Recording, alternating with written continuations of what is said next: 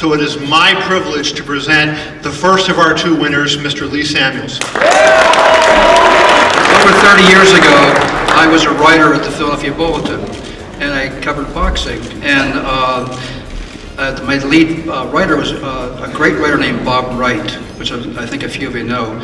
And then, unfortunately, the paper closed around 1982-83. So, through the help of a promoter named Frank Gelb, I met Bob Arum at the Sands Hotel Atlantic City, and he hired me. And at that time, he hired me because Top Rank was launching a Thursday night boxing series on ESPN. This journey, because of Top Rank, I've traveled throughout the world. I met the world's greatest writers, many in this room, the world's greatest fighters. It's been an incredible ride. And I worked a lot of great fights, such as Super Fight, Hagler-Leonard, The Fight, Hagler-Hearns. But one of the greatest fights I've seen in a long time was a fight we're going to honor tonight. And that's Timothy Bradley, his bravery and will to win against a destructive puncher in Ruslan. So that's one of the reasons we're here tonight, and I'd like to congratulate them too. Thank you very much. I think that is the definition of working in long and meritorious service to boxing. A man who has called over 10,000 fights, 1,000 title fights, Mr. Bob Sheridan. Long and meritorious service. I actually knew Bonnie very, very well. The fight that I recall last traveling to a fight with him was the Ali Wepner fight in Cleveland, so it's especially a great honor to be recognized by the Boxing Writers Association of America, since I do international commentary, and probably there's a lot of, especially the young writers, that haven't heard my work at all, so I really appreciate it.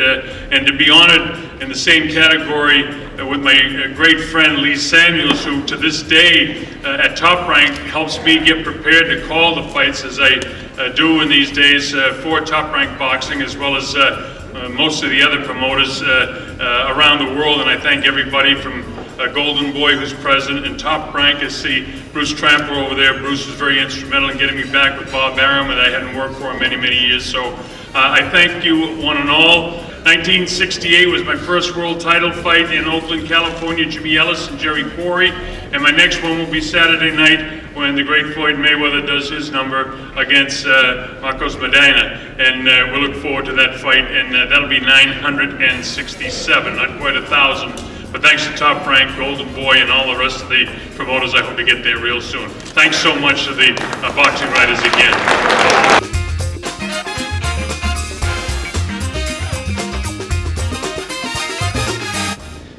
Now, after a lackluster year in 2012 by Freddie's standards, Freddie came roaring back in 2013, more motivated than ever. And his motivation was contagious to the fighters with whom he worked.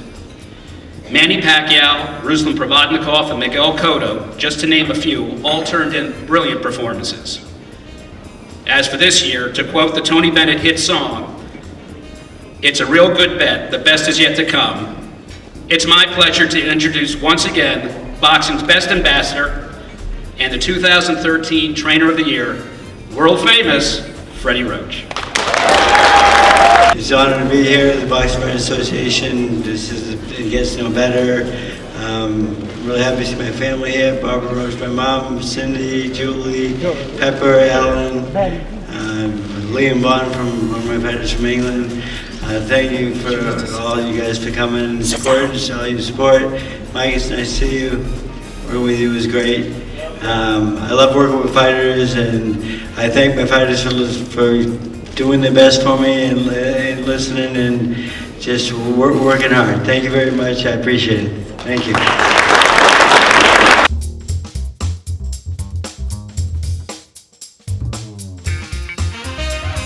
And then I went to Michael Buffer, but I really did go to Michael Buffer as opposed to the other two. And if anybody would have something negative to say about Jimmy, I figured it would be his chief rival as the best ring announcer in the world. This is what Buffer gave me earlier this week. He said he's heard that Jimmy sings too loudly in church. Really, that's all he had. Now, Jimmy might just come up and accept this award by issuing a profanity-laced, hate-filled speech that will change everything we think about him, but I doubt it. At the risk of sounding serious, I was truly honored when Jimmy asked me to present him tonight. That's because Jimmy is not only a good guy, he is the best guy. When I see him at a Showtime boxing broadcast, I always feel that whatever happens in that crazy ring will all be in good hands.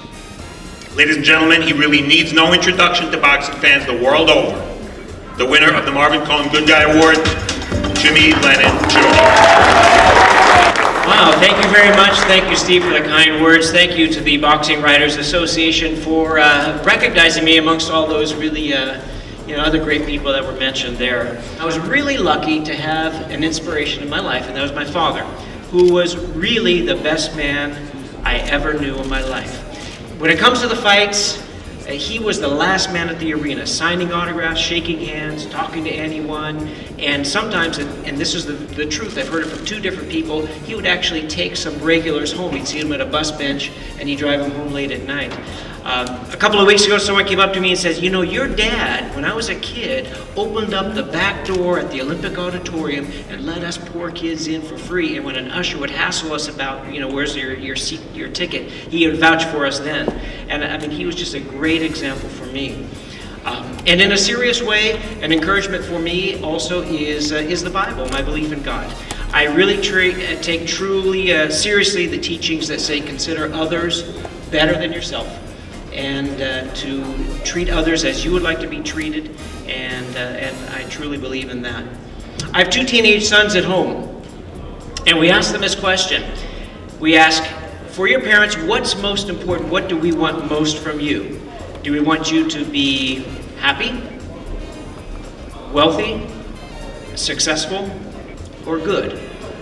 And they know the answer, that in our home, we really want them to be good. And should there be a third generation Lennon in the center of the ring, I can only hope that they would be recognized as you have truly honored me tonight. So thank you very much.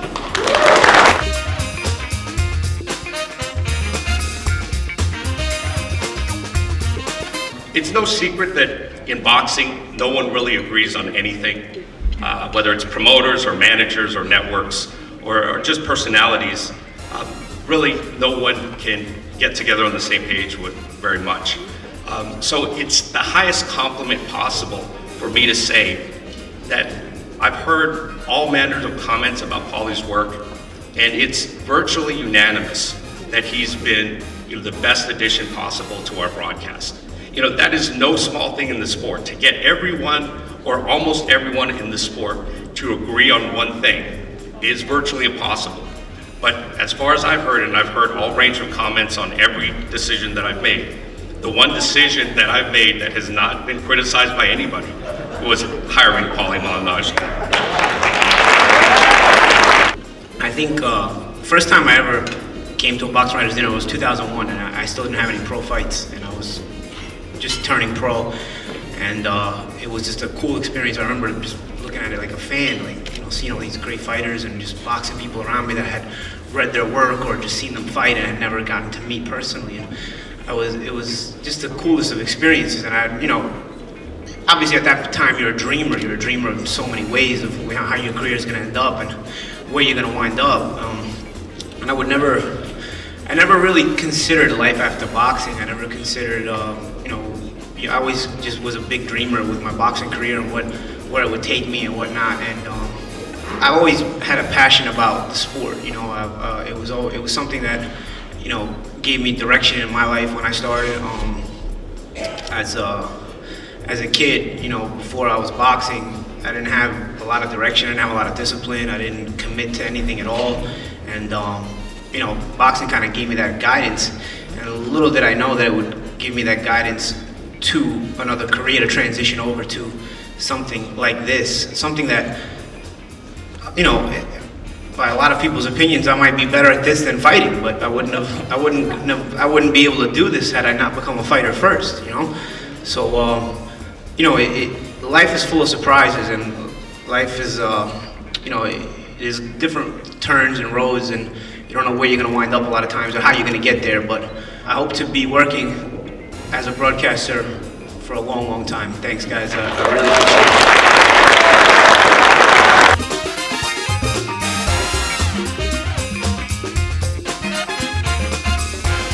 All was a great prospect. He was considered a great prospect. Then he became a great fighter. Then he became a champion. He defeated fighters like Sergio Maravilla Martinez, Antonio Margarito, Winky Wright, Erislandi Lara. He will always be remembered as a formidable fighter, and with a 41-2 record, he will always be seen as a great and inspiring, decent person, decent man, and he has a dream to come back and win the walk again. He's an exemplary person inside the ring and outside the ring, and it's my pleasure to introduce Paul Williams with the Bill Crawford Courage in Overcoming Adversity Award. I'd like to thank everybody that said they respect, in the fight game, they respected me to go out there and give it all, so thank y'all.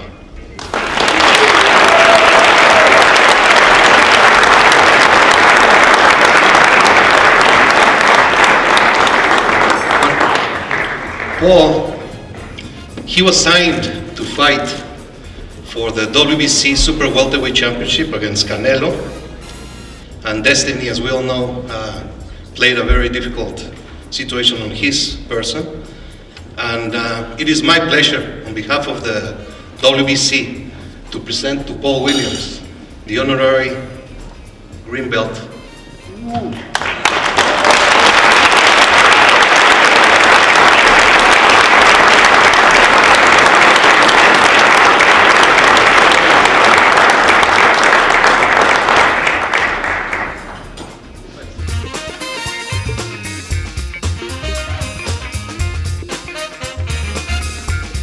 John Shepard is our Herodotus, our Plutarch, our Dennis Diderot, our William Smiley, our John Murray, and our R.A. Fisher rolled into one. Don King is boxing's P.T. Barnum, and Bob Aramit's Walt Disney, and John Shepard, who has synthesized facts and figures and then transformed them into an art form, is our Leonardo, and his box rec, its Codex Arundel. Dr. Johnson, a precursor to John Shepard, once described another great Briton as the man of the greatest virtue these isles have ever produced. I suppose he never met John Shepard. It is my pleasure, and the honor is greater in me to give this award than it is for him to receive it, to present to you your winner of the James Farley Award for Honesty and Integrity for 2014 and for all time, as far as I'm concerned, Mr. John Shepard. Hello, everybody. I'm overwhelmed. I don't know what to say. You're a lovely man, Don. Thank you very much. I was overwhelmed when Jack Hirsch phoned me up and said I'd won the award, and I was so proud. I immediately drove to my dad's house and I said, Dad, I've won the award for honesty and integrity in the sport of boxing. And my dad said, well, John, I guess there wasn't much competition, was there? So,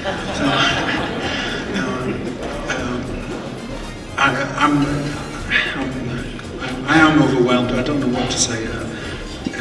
Box rec it's an enormous body of work. I tried to work it out earlier. I think there's over a million hours of work has gone into it, and I haven't put a million hours of work into it. Hundreds of other editors have put that work into it. So if I've achieved anything, it's standing on the shoulders of others. But I'm truly humbled to receive this award. Thank you very much.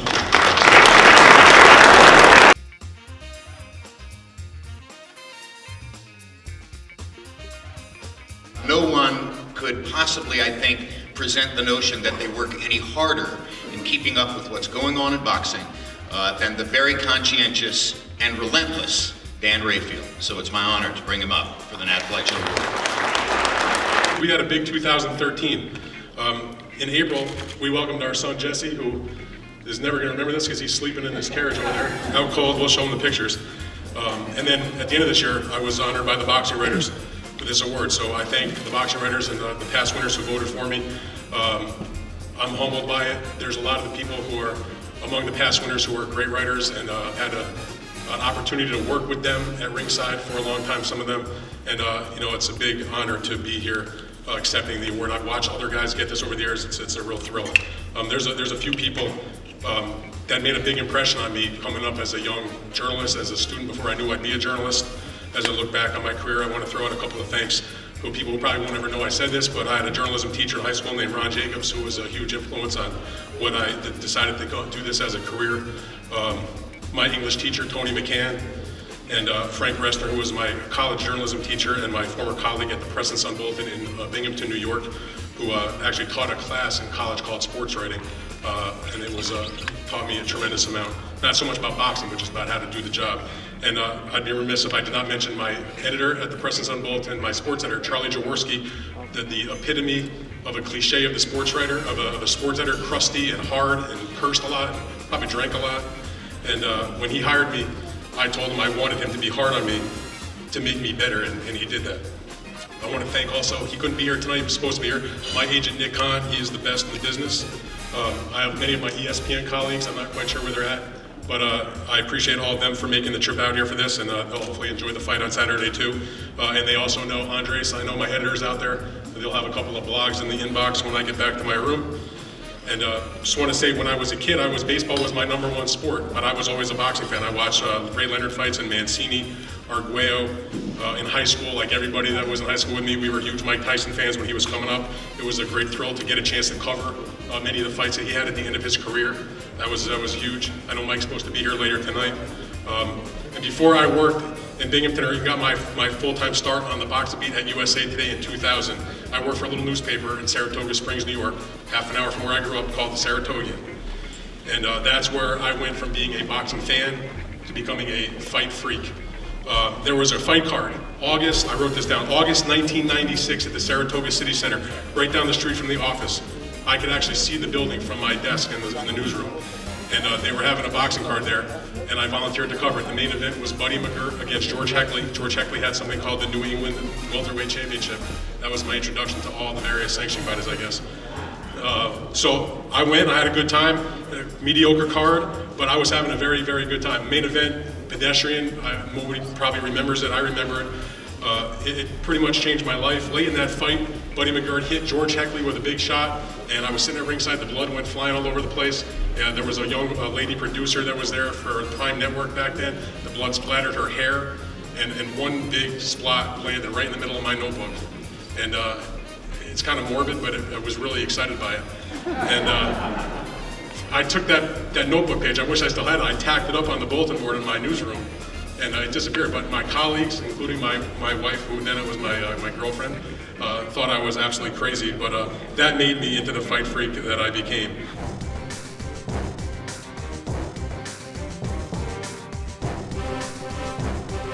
Listen, I thought I was seeing things for a minute, because when I saw Lee Samuels, I thought he was a real pretty good-looking Cedric Kushner, you know? I think this guy, I'm sorry. How you doing, man? How you doing, brother? How you doing? All right, Coach? God, sorry, listen. It's a pleasure that you guys had me to present the Ali Frazier Fighter of the Year Award. I think the Tim Bradley Ruslan Provodnikov fight would go down one of the greatest fights in history. Battles like Ali Frazier won, you know, Basilio Robertson won, and the great Marciano Walcott won. And thank you very much, ladies and gentlemen. Let me present the award goes to Timothy Bradley and Ruslan. How's that name go? Provodnikov, yeah. Этот боксер единственный, кто меня мотивировал. Я читал книгу эту и хотелось верить, что я могу также изменить свою судьбу. Initially, he was the only one that motivated me in boxing. When I read the book about him, I really imagined that one day I could be kind of like him. Мне очень долгое время хотелось именно ему пожать руку и сказать спасибо. For a long time, I had a big dream of one day shaking his hand and saying thank you for motivating me. И вот сейчас от того маленького пацана, который первый раз пришел в бокс с улицы и увидел его в бои, я ему жму руку и говорю спасибо. And today, you know, from back then when I was just a little kid living on the street, I'm here and I get my opportunity to say thank you and shake his hand.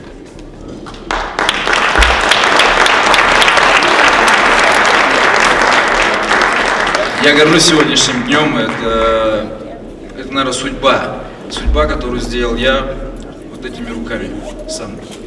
It's a big honor for me, and I appreciate everybody being here. And it's probably faith, and part of the faith was achieved by my hands, by my knuckles.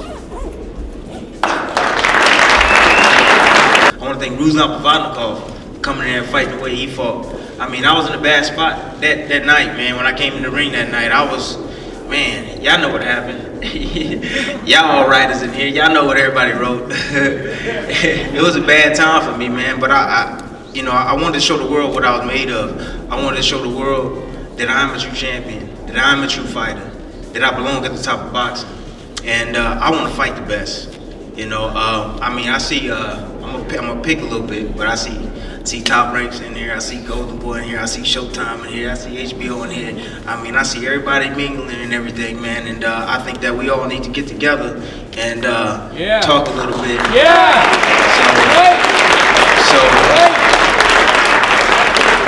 So we all can get boxing back where it needs to be, man, and give the fans the fights that the fans want to see, man. And like I said, I want to fight the best, man. And Ruslan Pavatnikov is definitely one of the best fighters that I've ever been in the ring with, man. He dang near almost killed me in the ring. And that night I was willing to die. I ain't gonna lie, I was willing to die in the ring if I needed to be to keep my title. And but you know, my career's gonna go on now. I'm not a champion. I will be champion again. It might take me a year, it might take me 6 months, it might take me 10 years. It don't matter, man. But I will become a champion again. Like I said, thanks everybody. Thanks for this Olympic award. Thank you, Mike Tyson. I really appreciate it, man. I really do. And look for me in the near future, man. Thank you. Appreciate it.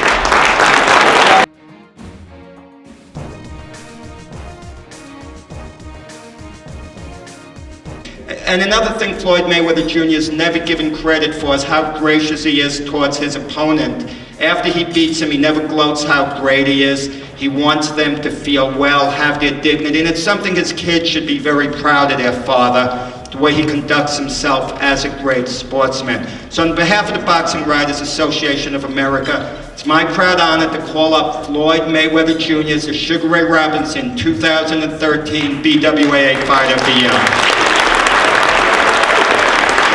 I want to thank God, because without God, all this wouldn't be possible. I want to thank the fans from all around the world for the support. I want to thank the Boxing Writers, MGM Grand, Golden Boy Promotions, Mayweather Promotions, Al Heyman, and the list goes, on and on. I'm truly, truly blessed to be where I'm at. And I'm sorry. I had a remarkable career. My thing was always to take one fight at a time and beat whoever they put in front of me. It's so many legendary champions that opened up the door and paved the way for me to be where I'm at today. And I'm very, very thankful, to be here. I got two of the best trainers in the world, that works with my team. My father, my uncle Roger Mayweather, and like I said, it's so many people that play a major, major role with helping me be where I'm at. Cornelia Boza Edwards, Eddie Mustafa Muhammad, and just my staff and just the people that does day-to-day work, to help me stay at the top. There's no commission like the Nevada Commission. There's no better place to fight than the MGM Grand. But you writers and everybody that voted for me, I'm very, very thankful. I'm very, very appreciative. I take my hat off to guys like Mike Tyson that opened up the door, and one of the guys that paved the way for me to be where I'm at today.